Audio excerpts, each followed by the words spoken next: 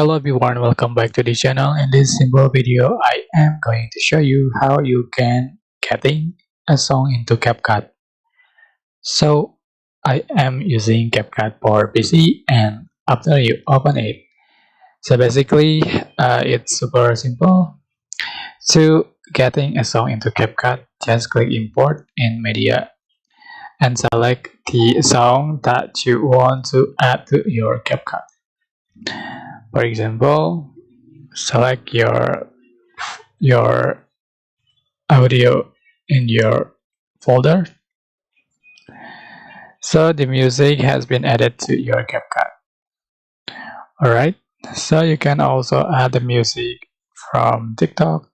You can add the music available here, and you can also add the music by extracted the video.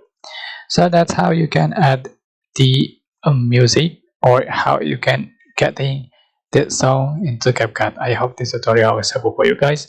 Don't forget to like, comment, share, and also subscribe. If you have any question, please leave in the comment section down below. Thank you so much for watching.